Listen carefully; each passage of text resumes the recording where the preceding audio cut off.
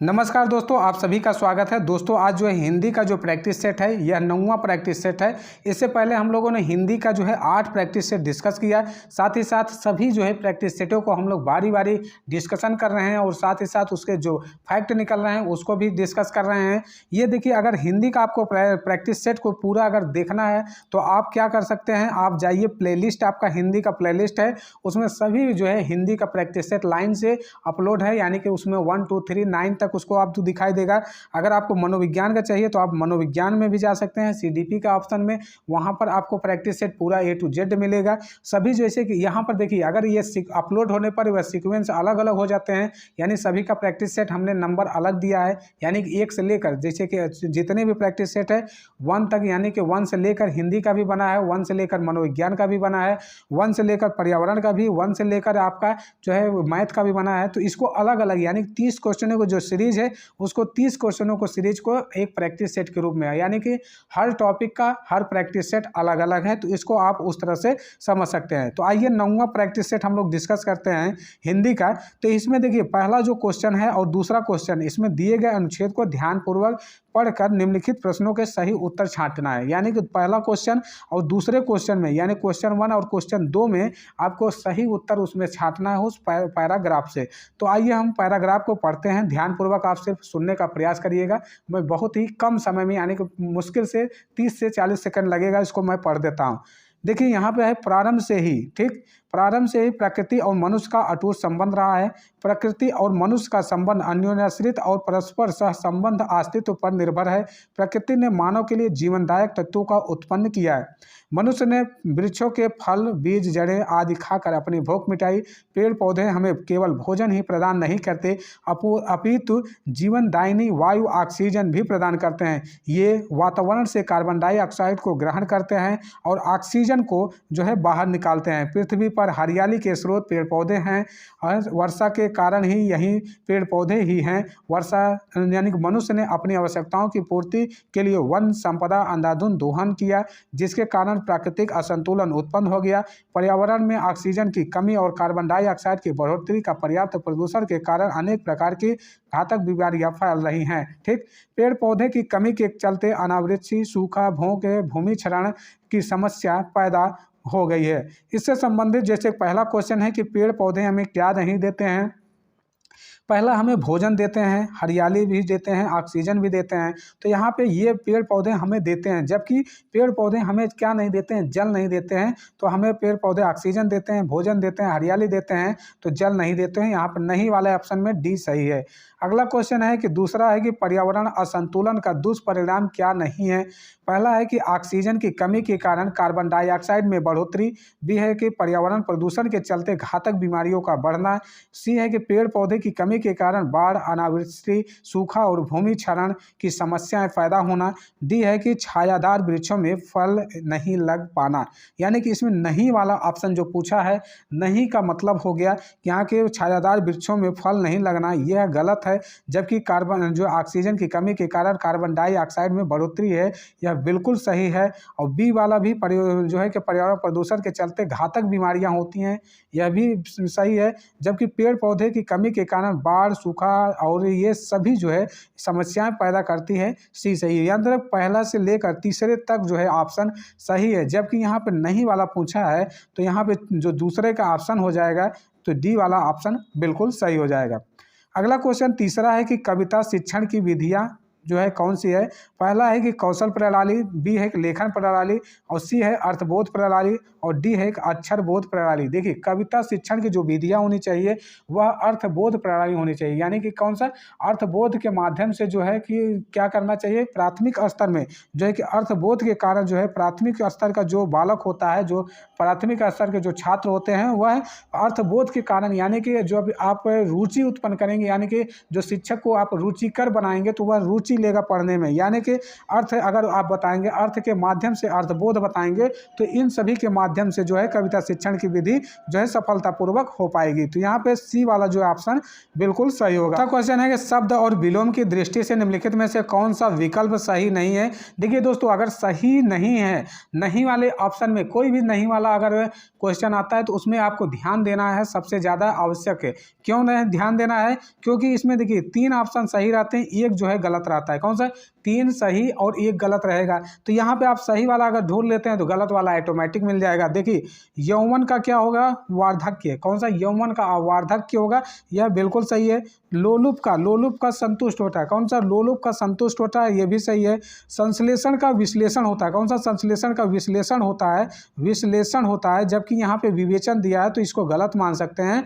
और एकांगी का सर्वांगीण। कौन सा? एकांगी का सर्वांगीण होगा। तो यहाँ पे जो नहीं पूछा है तो नहीं वाला ऑप्शन कौन सा? चौथा हो जाएगा, यानी कि चौथा का सी वाला जो है विश्लेषण का संश्लेषण नहीं दिया है, विवेचन दिया है, तो इसीलिए यहाँ पर सी वाला जो है आपका बिल्कुल सही होगा। अगला क्वेश्चन है 5वां है कि निम्नलिखित में से कौन सा विकल्प सही नहीं है। यहाँ पे देखिए कौन सा विकल्प सही नहीं है, किस माध्यम से देखा जाए। पहला है कि अनन्या और फिर अन्योन परस्पर, उसके बाद है कि कृति और रचना, उसके बाद है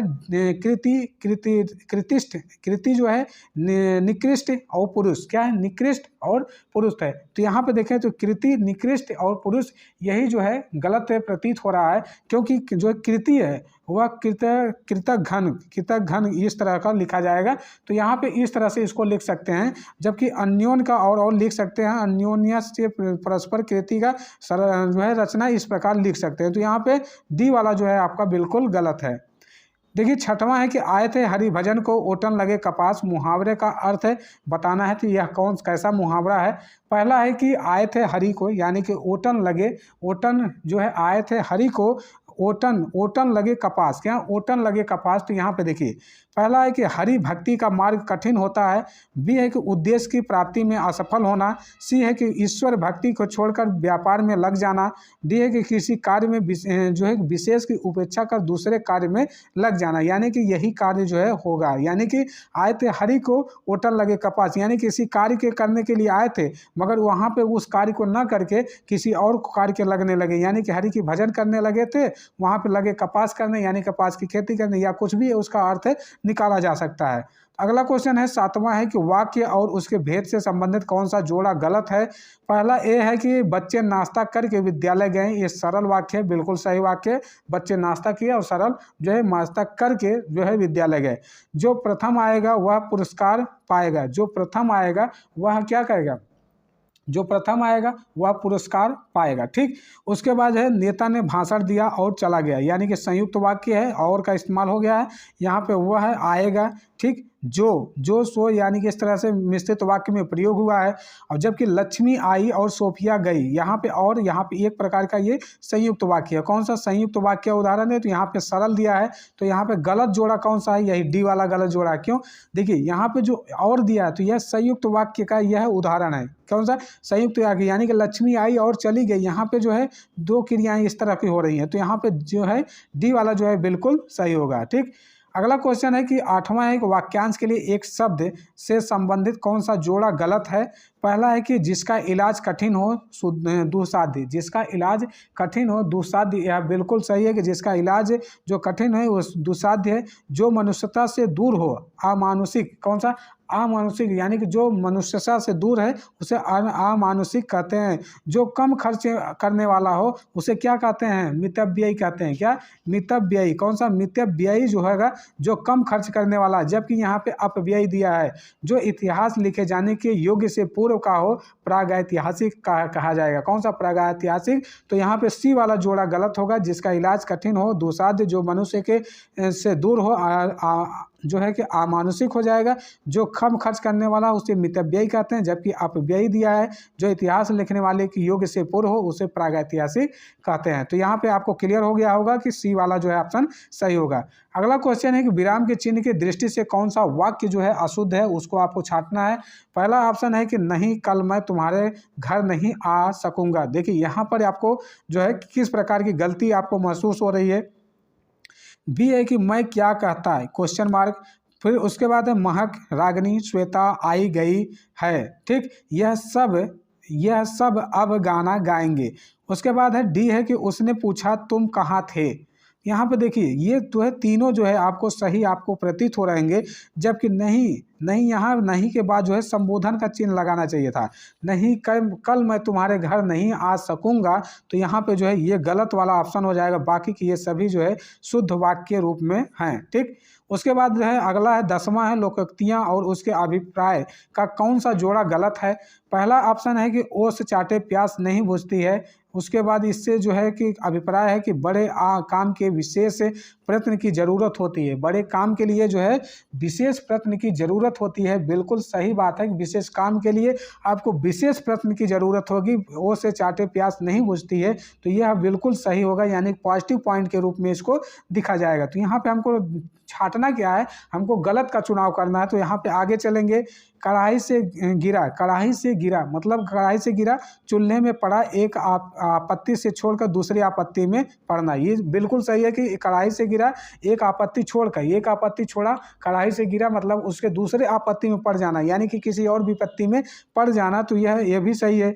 घी भी खाओ और पगड़ी भी रखो, इतना खर्च करो कि इज्जत बनी रहे। बिल्कुल सही बात है कि इज्जत इतना खर्च करो कि बनी रहेगी, यानी घी भी खाओ पगड़ी भी रखो, इस प्रकार की जो है यह कहावत है। ठीक, अगला है कि काठ की जो है हाड़ी बार बार चूल्हे पर नहीं चढ़ती, काठ की हाड़ी बार बार जल जाती है। देखिए काठ की हाड़ी जो है बार बार चूल्हे पर नहीं चढ़ती है, इसका मतलब क्या है कि धोखेबाजी है, बार बार नहीं चलती है। तो यहाँ पे यह जो है काठ की हाड़ी जल जाती है, यह नहीं चलेगी, यानी काठ की हाड़ी बार बार चूल्हे पे नहीं चढ़ती, यानी कि जो धोखा देने वाला व्यक्ति है वह बार बार धोखा नहीं दे सकता है। तो इस प्रकार इसको कह सकते हैं। तो यह गलत जोड़ा कौन सा है, 10वां का जो गलत जोड़ा है डी वाला जो है ऑप्शन सही है। ठीक, अगला चलते हैं कि 11वां है कि चितरंजन। ठीक, चितरंतन शब्द का विलोम ने निम्नलिखित में से कौन सा है। चितरंतन शब्द का विलोम कौन सा है। शाश्वत है, सनातन है, अविच्छिन्न है, नश्वर है। देखिए सभी का जैसे विलोम देखते हैं।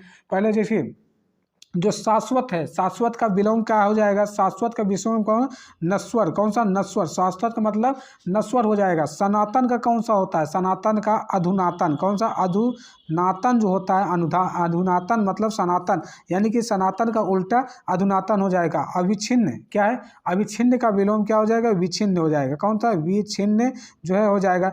जबकि जो चिरंतन है, चिरंतन जो है, चिरंतन का जो है कि नश्वर हो जाएगा। कौन सा, चिरंतन का नश्वर हो जाएगा यह विलोम। तो आपको समझ में आ गया होगा जो है कि नाश्वर जो है नश्वर आस्वात हो जाएगा।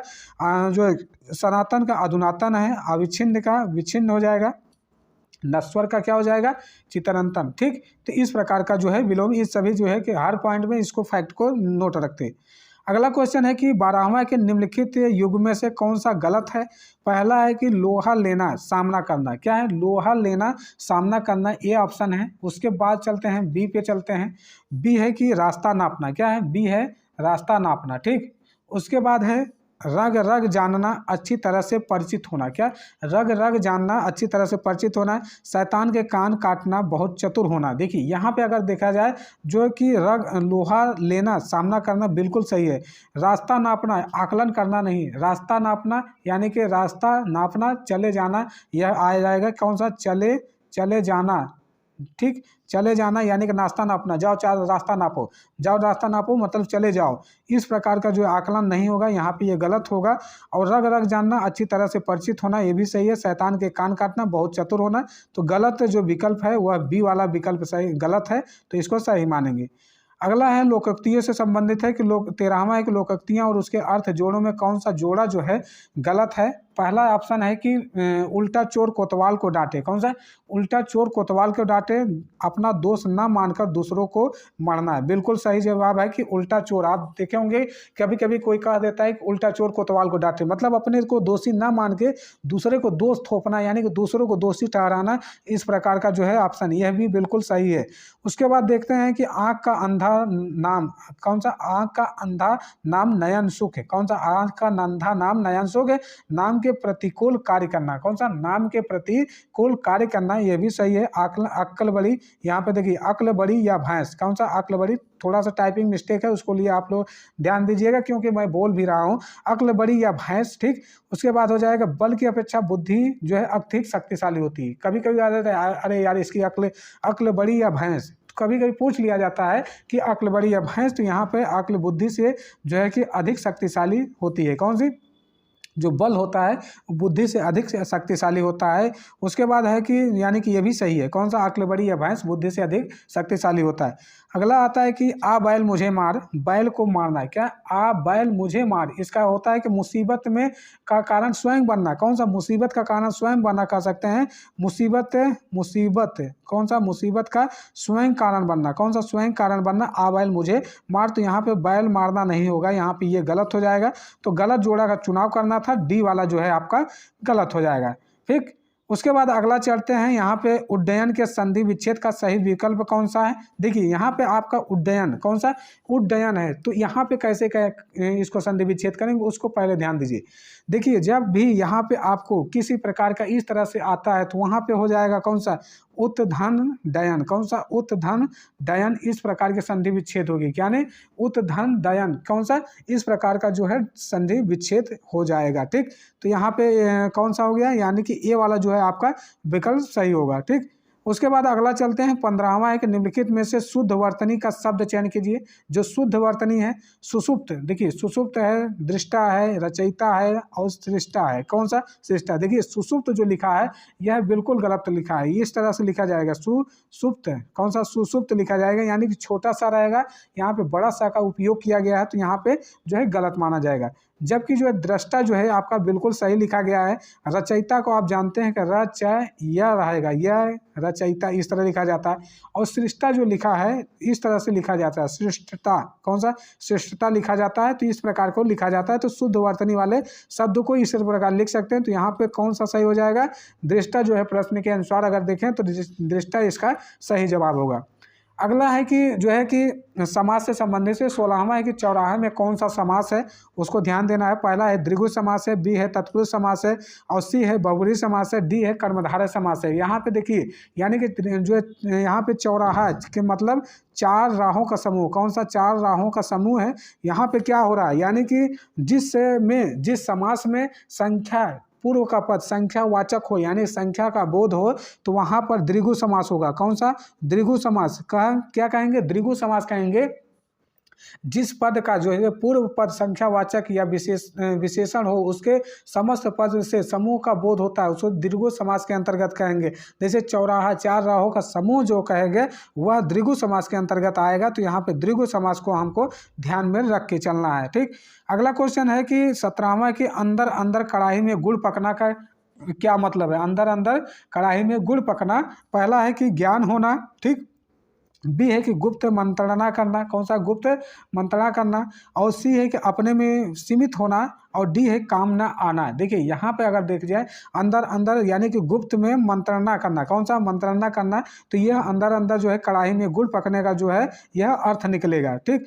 अगला क्वेश्चन चले तो अगला है कि 18वां है कि समास में कोई पद प्रदान नहीं होता है। मतलब इसमें न तो जो है कि प्रथम पद प्रदान होगा न अंतिम प्रधान होगा। तो यह कौन सा पद ऐसा है जो होगा, यानी कि द्विगु समास में आपका जो है पहला पद संख्यावाचक होता है जो विशेषण का काम करता है, दूसरा पद जो है प्रधान हो, जबकि अव्ययी भाव जो है समास होता है, जो सा अव्ययी भाव समास होता है। और उसके साथ साथ बहुब्रीहि समास, कौन सा, बहुब्रीहि समास में कोई भी पद जो है प्रधान नहीं होता है। कौन सा, इसमें जो है बहुब्रीहि समास में कोई भी पद जो है प्रधान नहीं होता है। इसमें दोनों पद एक नया अर्थ प्रकट करते हैं। कौन सा, नया अर्थ प्रकट करते हैं। जैसे कि अगर आपको एग्जाम्पल दिया जाए, जैसे कि चक्रपाणी, कौन सा, चक्रधर या चक्रपाणी। चक्रधर में यानी कि कह सकते हैं चक्र प्लस धार कहेंगे, यानी कि जो विष्णु को, यानी कि जो चक्र को धारण करने वाले, जिसको हम विष्णु कहते हैं, कौन, विष्णु कहते हैं। तो इस प्रकार के जो है चक्रधर आएंगे, तो इस प्रकार को हम लिख सकते हैं। तो यहाँ पे हो जाएगा डी जो है सी वाला ऑप्शन पे जो है कि इसमें कोई पद प्रधान नहीं होता है, बहुब्रीहि से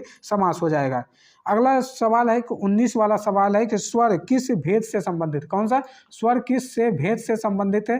पहला ऑप्शन है कि जो है संधि से, और बी है समास से, और जो है कि और सी है कि वर्ण से, और डी है लिंग से। देखिए स्वर जो होता है वर्ण का एक पार्ट होता है, कौन सा वर्ण का, वर्ण में आप जानते हैं कि जो है स्वर होता है और क्या होता है व्यंजन, कौन सा स्वर और व्यंजन दो पार्ट हो गए। तो यहाँ पे कह सकते हैं कि वर्ण का जो है स्वर जो है भेद होता है, स्वर जो है भेद होता है। स्वर में जो है 5 प्रकार के स्वर पाए जाएंगे, व्यंजन में भी कई प्रकार के व्यंजनों को जो है डिवाइड किया जाता है। तो यहाँ पे ए वाला जो सी वाला जो है ऑप्शन को सही मान के चलेंगे। पहला जो है 20वां है कि अत्याचार में उपसर्ग, कौन सा अत्याचार में उपसर्ग, पहला अति है, आ है, अत है, उसके बाद अत्यु है, कौन सा अत्यु। देखिए अति उपसर्ग, कौन सा अति धन आचार, कौन सा आचार, कौन सा आचार, अति धन आचार हो जाएगा। यहाँ पे अति उपसर्ग होगा, कौन सा अति उपसर्ग हो जाएगा। यह देखिए जाए तो संस्कृत का एक उपसर्ग जो है अति है, तो इसमें देखा जाए तो जो है अधिक, जो है अधिक जो है इसका जो है कि इसका अर्थ प्रकट करता है, जो अधिक है ऊपर है, इस प्रकार का जो है अर्थ जो है प्रकट करता है, जो अति का होता है। ठीक, इससे जैसे कि और भी शब्द बना सकते हैं, जैसे कि अतिकाल, कौन सा अतिकाल जो है अति से जो है कि बनने वाला जो है कि उपसर्ग से बनने वाला जो है अतिकाल है, अतिरिक्त है, अतिशय है, अत्यंत है। ये सभी जो है अत्याधिक यानी कि अति से बनने वाला जो है उपसर्ग के अंतर्गत इसको रखा जाएगा। ठीक, अगला क्वेश्चन है कि 21वां है कि जब छात्र शिक्षक की भाषा का अनुकरण करे तो उसे क्या कहते हैं, यानी कि प्रत्यक्ष जो है प्रश्न का सिद्धांत, कौन सा प्रश्न का सिद्धांत, यानी कि शिक्षक के द्वारा जो है अनुकरण करने की विधि, यानी कि जो बालक है वह शिक्षक की जो है भाषा के अनुकरण जब करता है वह कौन सा सिद्धांत होता है। तो प्रश्न का सिद्धांत, बी है कि अनुकरण का सिद्धांत, और सी है क्रियाशीलता का सिद्धांत, मतलब उसे क्रिया करती है क्या नहीं। तो यहाँ पे अभ्यास का सिद्धांत, तो यहाँ पे देखें अनुकरण करने का मतलब है अनुकरण का सिद्धांत। जो बात अगर किसी शिक्षक का जो भाषा का यानी कि जो बोली जा रही है उस बोली को अगर उसी के साथ रिपीट करता है, यानी कि उसी के साथ अनुकरण करता है, यानी कि दोहराने की जो प्रवृत्ति है नहीं, अगर जब छात्र किसी को अगर किसी के जो है शब्दों का उच्चारण करता है, उच्चारण जो अर्थ है सरलता से जब छात्र को सिखाता है तो छात्र भी उसी प्रकार जो है सीखने का जब प्रयास करता है तो वह अनुकरण के अंतर्गत आता है। अगला क्वेश्चन हो जाएगा 22वां है कि अंबर पनघट में डूब रही है तारा घट उषा नागरी में कौन सा अलंकार आएगी। अंबर जो है पनघट में डूब रही है, यह एक प्रकार का जो है रूप बता रहा है, यानी कि यहाँ पे रूपक अलंकार हो जाएगा, कौन सा रूपक अलंकार जो है प्रयुक्त हो जाएगी, यानी कि अंबर को पनघट में तथा तारा को घड़ा में तथा उषा को नागरी मतलब नगर की स्त्री के रूप में जो है मान्यता दी गई है। यहाँ पे उपमेय को उपमान लिया जा रहा है, कौन सा उपमेय जो होता है, यानी कि उपमेय जो है उपमेय को उपमान, कौन सा उपमान का जो है लिया जा रहा है, यानी कि यहाँ पे रूपक अलंकार के अंतर्गत इसको रखा जाएगा। जहाँ पे उपमेय में उपमान का जो है मान लिया जाता है तो वहाँ पे रूपक अलंकार के अंतर्गत इसको रखा जाता है। उत्प्रेक्षा अलंकार जो है कि मतलब जो है कि एक प्रकार से अवश्लेष अलंकार, ये सभी जो है अलंकार के जो है भेदों में आते हैं। तो यहाँ पे सी वाला जो है ऑप्शन बिल्कुल सही होगा। देखिए अगला है कि 23 है उसमें वर्ण, कौन सा उसमें वर्ण कौन सा है। देखिए ये वाला जो वर्ण है यह अंतस्थ वर्ण है, कौन सा अंतस्थ वर्ण है, जबकि स यानी कि जो तीनों स है, यानी कि जो तालव्य स, मूर्धन्य स और दंत स है, इन सभी को जो है हम कह सकते हैं उसमें व्यंजन, कौन सा उसमें व्यंजन के अंतर्गत इसको रखते हैं। जबकि ट वर्ग का जो है कि मूर्धन्य यानी कि जो है मूर्धन्य जो है कि मूर्धा से कह सकते हैं, और च को तालव्य, कौन सा च को तालव्य के अंतर्गत रखा जाता है। तो यहाँ पे जो है आपका जो है 23 का जो है बी वाला जो है आपका बिल्कुल सही होगा। अगला चलते हैं 24 है कि मेढक का तत्सम रूप कौन सा। मेढक का तत्सम रूप क्या होगा, मंडूक होगा, कौन सा मंडूक जो है मेढक का तत्सम रूप हो जाएगा। तो इसको रख सकते हैं मंडूक जो है तत्सम रूप, इसको जो है प्रश्न के हिसाब से कह सकते हैं, यानी कि जो है और भी जो है कि यहाँ पे ये सभी जो विकल्प यहाँ पे मेढक का तत्सम रूप नहीं माना जाएगा। अगला जो है संधि से संबंधित है दिग्गज का संधि विच्छेद, कौन सा दिग्गज का संधि विच्छेद। देखिए यहाँ पे क्या हो जाएगा, एक प्रकार का दिक, कौन सा दिक धन गज, कौन सा दिक धन गज हो जाएगा। तो यहाँ पे मिला लेंगे तो दिक धन गज किसमें है, यहाँ पे जो है बी वाले ऑप्शन में दिक धन गज। देखिए यहाँ पे जो ग आ रहा है, यानी कि अगर आपको व्यंजन प्लस अगर कोई स्वर आता है तो वहाँ पे जो वर्ण होता है वर्ण का जो है तीसरा अक्षर आ जाता है, यानी कि अगर का भी आता है तो वहाँ पे तीसरा अक्षर यानी कि ग आता है, कौन सा जो है ग आता है, अगर यानी कि ग आ जाए ठीक तो मिला के दिग्गज बनाया जाता है। यहाँ पे क आ गया यानी ख आ गया, कोई भी वर्ण वर्ण आएगा तो यहाँ पे जब मिलाएंगे तो ग आएगा। कौन सा ग आएगा? तो यहाँ पे दिग्गज हो जाए, तो यहाँ पे क यानी कि दिक् धन गज। तो इस प्रकार के जो है वर्णों को यहाँ पे मिलान करते हैं। ठीक, अगला जो है कि 26 है कि गुप्त का विलोम क्या है? कौन सा गुप्त का विलोम शब्द क्या है? मुक्त है, भुक्त है, प्रकट है, लिप्त है। देखिए यहाँ पे अगर जो है 26 का जो है ऑप्शन अगर देखा जाए तो सी वाला जो है गुप्त का है प्रकट। कौन सा? गुप्त का प्रकट। इसका गुप्त मतलब मुक्त जो है विलोम जो होता है वह ग्रस्त हो जाएगा। कौन सा? मुक्त का जो है ग्रस्त हो जाता है। कौन सा? ग्रस्त मुक्त का हो जाएगा। और जो है लिप्त जो होता है यानी कि लिप्त का जो होता है वह निर्लिप्त हो जाएगा। कौन सा? निर्लिप्त हो जाएगा। तो यहाँ पे आपको गुप्त का पकड़ जो है प्रकट। कौन सा? प्रकट हो जाएगा। तो 26 का जो है सी वाला जो है ऑप्शन बिल्कुल सही होगा। अगला चले तो अगला 27वां है कि गांठ का पूरा होना, यानी कि गांठ का पूरा मुहावरे का क्या अर्थ है? गांठ का पूरा मुहावरे का अर्थ पहला है कि ईमानदार, दूसरा दुकानदार, उसके बाद सी है कि लापरवाह, फिर मालदार। यानी गांठ का पूरा कह सकते हैं, गांठ का पूरे का है धनी का, यानी कि धनी या मालामाल कह सकते हैं, मालदार कह सकते हैं, यानी कि वह गांठ का पूरा होने का मुहावरे का उदय है। इसको धनी भी कहते हैं। कौन सा? धनी या मालदार इसको कहेंगे। ठीक, अगला क्वेश्चन है कि 28 से लक्ष्य का अनेकार्थी शब्द कौन सा? लक्ष्य, लक्ष्य को यानी कि जो है हमारा निशाना है, उद्देश्य है, और नाम है, बल है, गति है, चाल है, सही है, गलत है। देखिए जो लक्ष्य होता है, लक्ष्य आप जानते हैं भेदना है, यानी कि किसी भी टारगेट को सेट करना है, यानी कि लक्ष्य यानी कि हमारा एक उद्देश्य होता है। कौन सा?